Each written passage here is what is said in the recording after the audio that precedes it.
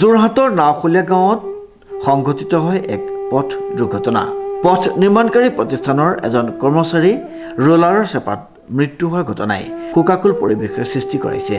জানিব পৰা মতে ৰাষ্ট্ৰীয় ঘাইপথৰ পৰা যোৰহাট বিমানবন্দৰ সংযোগী পথ নিৰ্মাণ কামত মহৰী হিচাপে নিয়োজিত ৰঞ্জিত ফুকন বয়স ৬২ বছৰ ব্যক্তিগৰাকীৰ মূৰৰ ওপৰেদি ৰোলাৰখন পাৰ হৈ যায়। আজি আমাৰ কাৰণে অতি দুৰ্ভাগ্যজনক দিন। আজি মোৰ ডাঙৰ ভণ্টি জোঁৱাই ৰঞ্জিত ফুকন আজি আকস্মিকভাৱে মৃত্যুক আঁকোৱালি ল'বলগীয়া হ'ল। আমি ভবা নাছিলোঁ যে মোৰ জোঁৱাই ইমান সোনকালে লীলা সম্বৰণ কৰিব। তেওঁ এগৰাকী অতি অমায়িক আৰু আটাইতকৈ ডাঙৰ কথা কি তেওঁ আজিলৈকে কাকো দুখ দি নাপালে। তেওঁ অৰেটো জীৱন তেওঁ এজন মালিকৰ লগত থাকিয়ে তেওঁৰ জীৱন নিৰ্বাহ কৰিলে, পৰিয়ালটো পোহপাল দিলে। তেওঁৰ দুজনী ছোৱালী, এজনী ছোৱালী মুম্বাইত থাকে আৰু এজনী ইয়াতে থাকে। আৰু এনেকুৱা এজন ব্যৱসায়ী, প্ৰতিষ্ঠিত ব্যৱসায়ী বোকাখাতৰ মহাবীৰ প্ৰসাদ আগৰৱালা, তেখেতে মোৰো খুব নিজৰ দাদাৰ নিচিনা। তেখেতে মোৰ জোঁৱাই ৰঞ্জিত ফুকনক আজি প্ৰায় ২০ বছৰ ধৰি পেলাই তেওঁ ৰাখিছে আৰু তেওঁৰ আণ্ডাৰতে এই ব্যৱসায় কৰ্মচাৰী হিচাপে কাম কৰি আছে। গতিকে আজি আমি মৰ্মাহত হৈছোঁ যে ইমান সোনকালে যে সংসাৰ ত্যাগ কৰিলে, তাৰ কাৰণে আমি অতি মৰ্মাহত হৈছোঁ। আৰু দুৰ্ঘটনাটো কেনেকৈ ঘটিলে আমি গম নাপাওঁ, কিন্তু ইয়াত কোৱা মতে, আমি শুনামতে, আমি যেতিয়া স্পটলৈ আহোঁ, ইয়াত আমি শুনামতে আমি শুনিবলৈ পাইছোঁ যে এখন ৰোলাৰ ৰাস্তাত, যিটো আমাৰ নাওখলীয়া গাঁৱৰ যিটো ৰাস্তা, এয়াৰপৰ্ট ৰাস্তা বনাই আছে, তাত তেওঁ বৰমহৰী হিচাপে কাম কৰি আছিলে। আৰু সেই ৰাস্তাটো বনাওঁতে যিবিলাক পাথৰ ৰোল কৰি আছিলে ৰোলাৰে, সেই ৰোলাৰখনৰ বেক চাইডে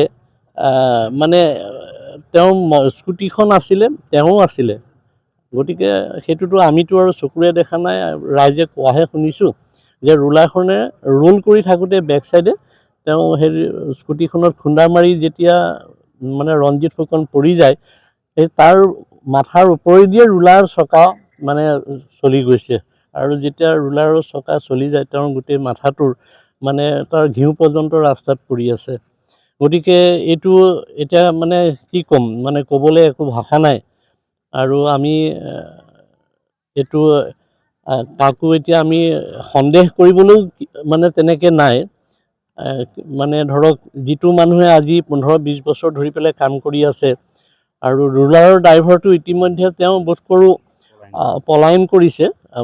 এইটো এটা ওচৰ চুবুৰীয়া বা হেৰিয়াৰ ভয় খায়ে পলায়ন কৰিছে।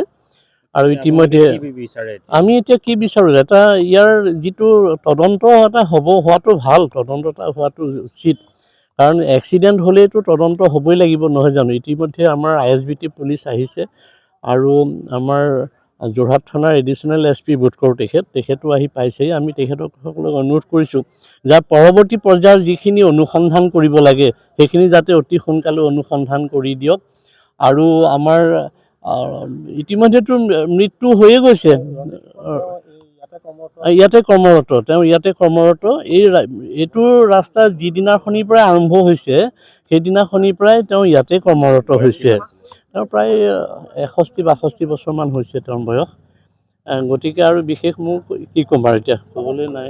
স্থানীয় লোকে জানিবলৈ দিয়া মতে পথটোৰ নিৰ্মাণ কাৰ্য চাই থাকোঁতে ৰোলাৰখন পাছলৈ নিওঁতেই ৰোলাৰখনৰ খুন্দাত ৰঞ্জিত ফুকন নামৰ ব্যক্তিগৰাকী মাটিত পৰি যায়। পাছত তেওঁৰ মূৰৰ ওপৰেৰে ৰোলাৰখন পাৰ হৈ যোৱাত মুহূৰ্ততে তেওঁৰ মৃত্যু হয়। উক্ত দুৰ্ঘটনা সংঘটিত হোৱাৰ পিছত ISBT আৰক্ষী চকীৰ আৰক্ষীয়ে মৃতদেহ মৰণোত্তৰ পৰীক্ষাৰ ব্যৱস্থা কৰে। লগতে AS05Y2364 নম্বৰৰ ৰোলাৰখন জব্দ কৰিছে আৰক্ষীয়ে। শ্ৰীমন্ত মাধৱ বৰুৱাৰ ৰিপৰ্ট, নিউজ নাও।